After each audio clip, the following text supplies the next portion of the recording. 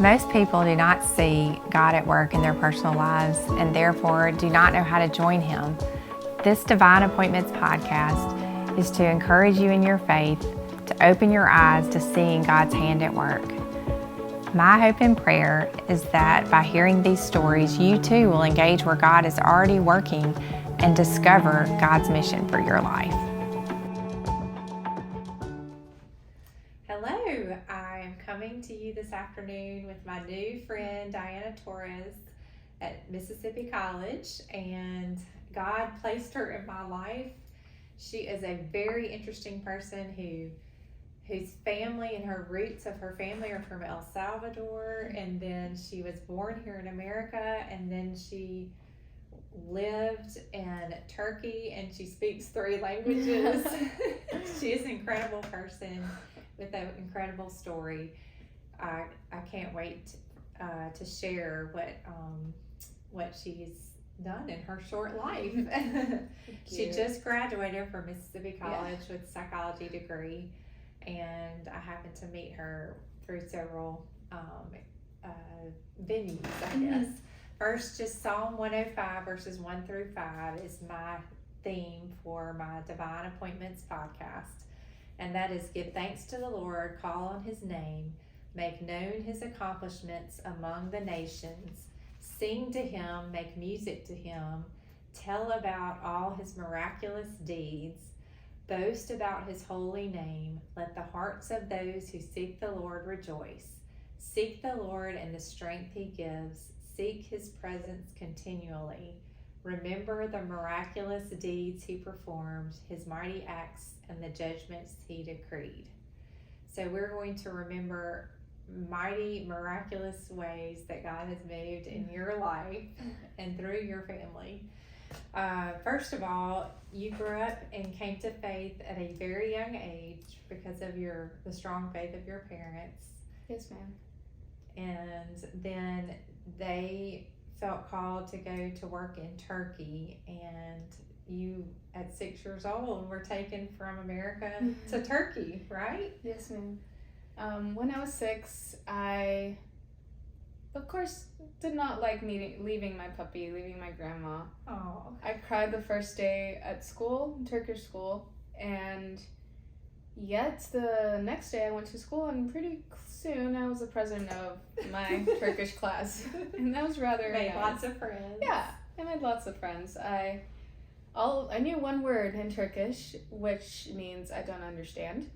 One word. One word. Mm-hmm. That one word, anlamadım, which helped, I guess, because I didn't know what the people were saying to me, but I knew lots of people were talking to me. And you and your little brother were kind of pushed into this new school, and you made 6 close friends, you said. Oh, the 6 close friends are actually when I moved to the capital, where there was the only English-speaking school. Oh, okay. And because I always knew I wanted to come to America for further education, so I needed to speak the language of America, which I assumed was not Turkish. So I went to where they did speak that language, and I did have 6 close friends that, I had friends, but then these 6 were rather... super close. Yeah, super close, as you do in high school. And one friend she was a Muslim, and she started the school at the same time as me, and that was nice. We were close, and we were friends, but then as international schools go, one person gets removed and without a whim's notice, and so I left, and then I came back, and when I came back, she was like, "Diane, come here, I want to tell you something." And she said, "You know that you guys," everyone knew we were Christian, she said, "You are not allowed to preach to me. You're not allowed to say or tell me anything about Jesus." And I was like, "Well, yeah, I don't think we have, but I don't know, maybe, I don't know, what do you mean?" And she was like, "You're not allowed to do that." And you didn't. But since the beginning, I've noticed something different about you guys, about you.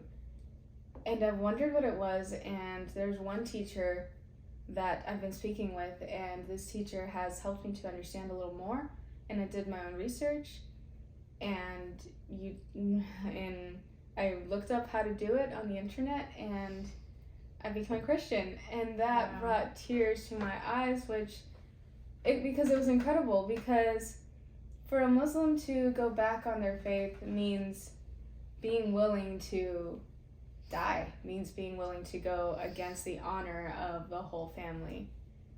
And Did you understand that as a little girl, that you were a minority in your faith, was a minority? yes, I understood that.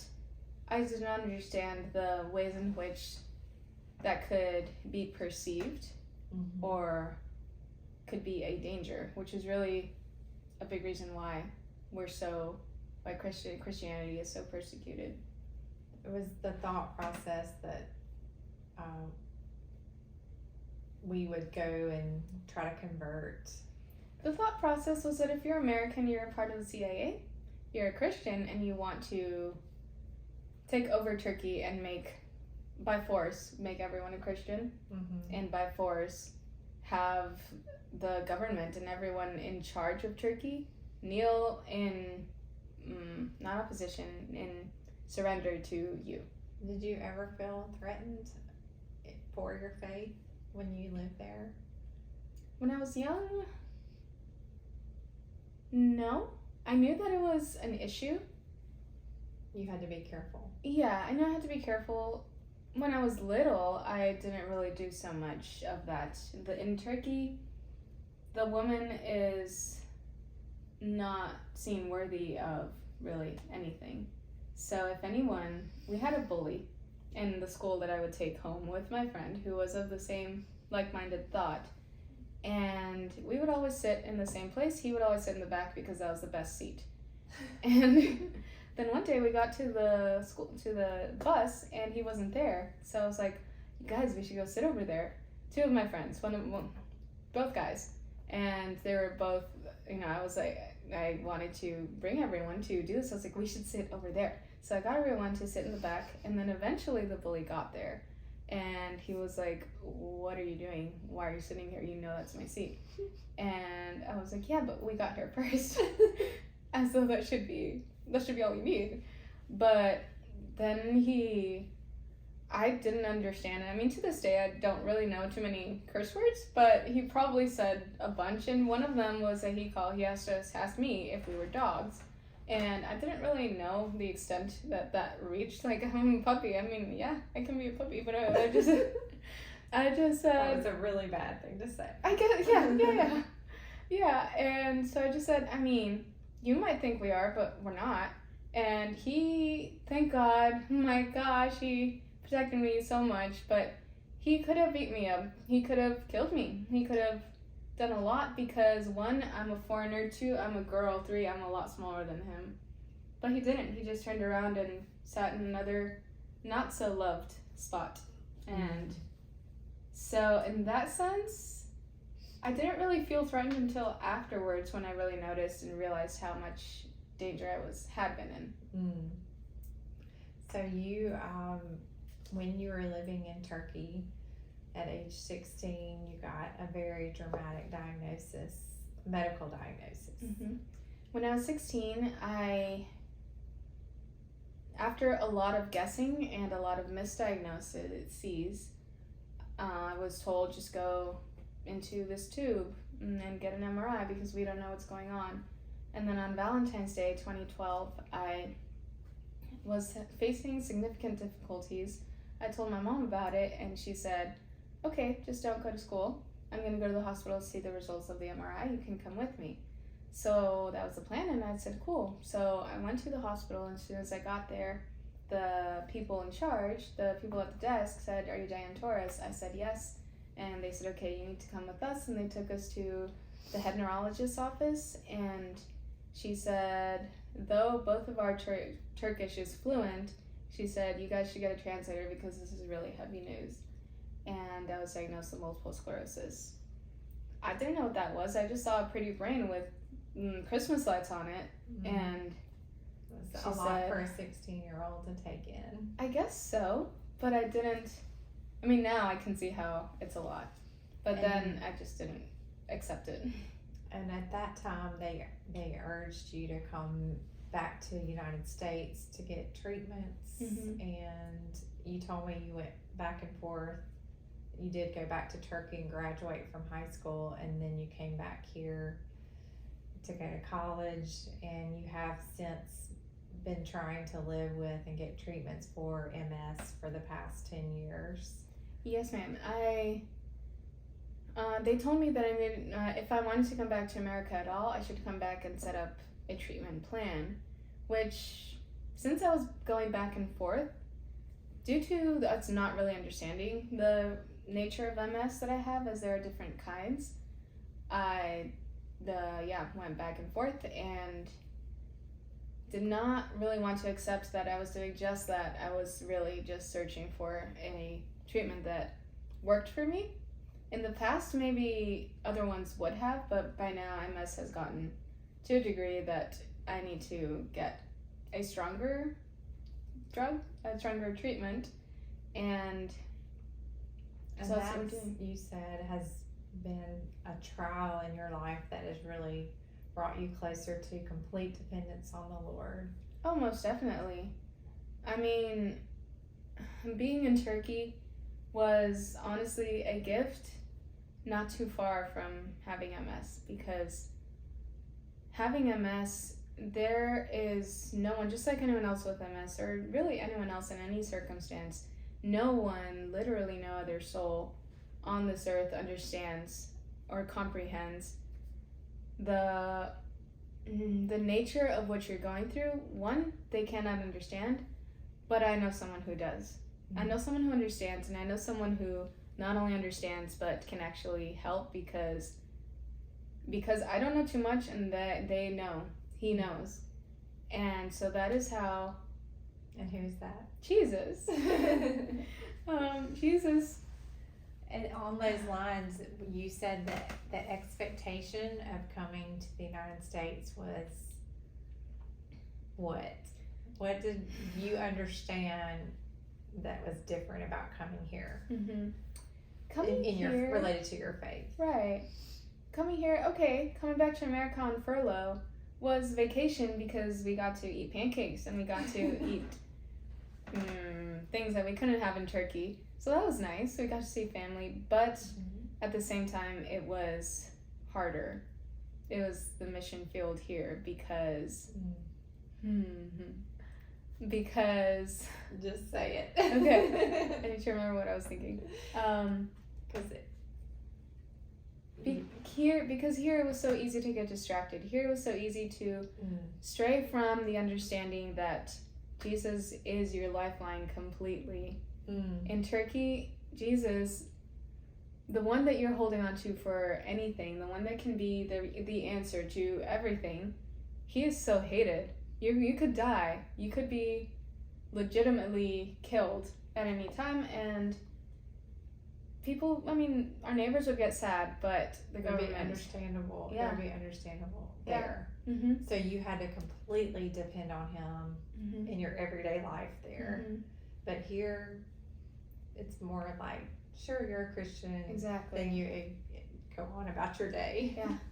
Yeah, over there, being a Christian is a huge deal, because it goes so strongly against the belief. You're putting your life on the line completely, literally putting your life down. And when you become a Christian, right? Yes.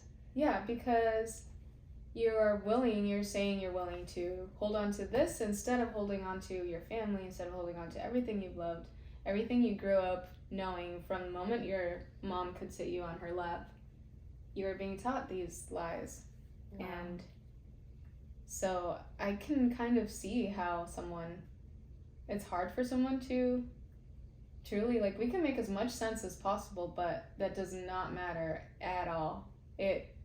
Every conversion that I've seen has needed to involve divine intervention, either through dreams or through words or things that we cannot understand, because we cannot understand the depths that the lies have been read. We will hear sometimes of dreams overseas. Yeah. Did you see that quite a bit? Yes, I did. Where people just came to know the Lord because he actually would appear in dreams to them. Mm-hmm. Yeah, it was beautiful, wonderful. It's so much fun to remember. I'm sharing this story because he's a pastor, and his story is well known and on YouTube and everywhere. His name is Adi Piktash. Adi Piktash, he was a shepherd. I believe that's how it started. But he was very much leading a life that was very away from the Lord, very far away, which is really very much okayed by and blessed and celebrated by his culture and by the religion. And I think he was high up in the church and government. I'm not sure, but he had a dream one time. They were actually on, I'm not sure if you know the Mecca. The Mecca is a religious trip that every Muslim makes to, like the site for Islam. Yeah. So I believe homage to Mecca. The homage to Mecca. And he was facing issues in his life. I don't remember what they were, but there he was sleeping, and he had a dream, and in this dream, he was, I think, just in a dark spot, and then a white, like shining white man, not Caucasian, but a very full of light man, was in the dream, and he brought such peace to Ali, who did not have peace in his natural life, and I don't remember if he had said any words, but in the dream, this man put his hand on Ali's chest like that, and then when Ali woke up, he just said, "That was a very nice dream." And then it occurred to him to go check in the mirror, and his hand, where the hand had been, his black hair, chest hair, was white in the shape of a handprint. Oh, really? Yeah. He talks about this? Yes. Wow. And he knew it was Jesus? He came to Jesus through that? I think he knew it was Jesus before checking the mirror, but then that was confirmation, and gosh, he needed to see, even if it wasn't, he needed to see what is Jesus, who is Jesus, and he's a pastor. That's crazy. In Turkey. So you told me that what you held on to was something that was so hated that Jesus was the only thing you could hold on to. And that Turkey was like that you had to hold on to him seek him as a lifeline. But then your own personal journey through MS has also been seeking him through that as your lifeline, and walking with him and holding on to him completely through that. Yes, ma'am. So would you like to share your favorite scripture? My favorite scripture, I think you told me it's Hebrews 12. Yes, ma'am. 2. I'm going to read that for you. Keeping our eyes fixed on Jesus, the author and perfecter of our faith, for the joy set out for him, he endured the cross, disregarding its shame, and has taken his seat at the right hand of the throne of God. Yes, ma'am. And why is that your favorite? I love it because truly in the same way, I'm not God, I'm not Jesus, I'm not called to redeem everyone. I can't do that. But what I am called to do, whatever it is, pain or anything negative can be so easily disregarded in the same way. So anything can be disregarded. Because of the joy set before us. If I have to go through this in order to get there, I'll go through anything. It doesn't matter. Not to speak highly of myself, but it's I think it makes a lot of sense. Yes. Just very practical sense. If he can disregard its shame, we can disregard anything that we have to go through. Yeah. No hardship can compare. And Paul says that. That's right. Well, thank you so much, Dianna, for sharing, and it was just a great time to get to know you today. Thank you. Okay, thanks so much for watching this episode. Now you engage where God is at work. Please make sure to like and subscribe so you will be notified of future episodes.